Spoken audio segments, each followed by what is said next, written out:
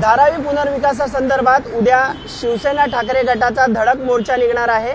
याच पार्श्वभूमीवर सध्या मुंबईत ठिकठिकाणी बॅनर लावण्यात आलेले आहेत। मी सध्या शिवसेना भवन परिसरामध्ये आहे। आपण पाहू शकतो शिवसेना भवन परिसरामध्ये देखील धडक मोर्चा मुंबईच्या गळ्याशी येणाऱ्या विकासकाला जाब विचारण्यासाठी, धारावीकरांच्या न्यायासाठी, मुंबईच्या रक्षणासाठी अशा आशयाचे बॅनर्स सध्या मुंबईच्या रस्तोरस्ते आपल्याला पाहायला मिळतात। उद्या शिवसेनेचा अदानी कार्यालयावर एक धडक मोर्चा आहे आणि या पार्श्वभूमीवर अशा प्रकारे बॅनर्स सध्या मुंबई शहरामध्ये अनेक ठिकठिकाणी नाक्या चौक्यावर लावण्यात आलेले आहेत। सध्या ही शिवसेना भवन परिसरातली दृश्य आहेत। शिवसेना भवन परिसरामध्ये देखील ठिकठिकाणी धडक मोर्चाचे असे बॅनर्स लावण्यात आलेले आहेत।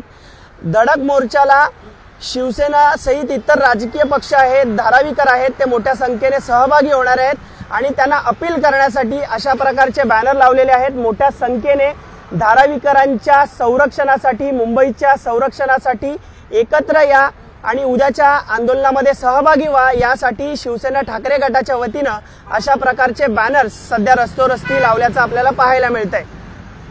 कॅमेरामन विजय देसाईसह मी अल्पेश करकरे, एबीपी माझा, मुंबई।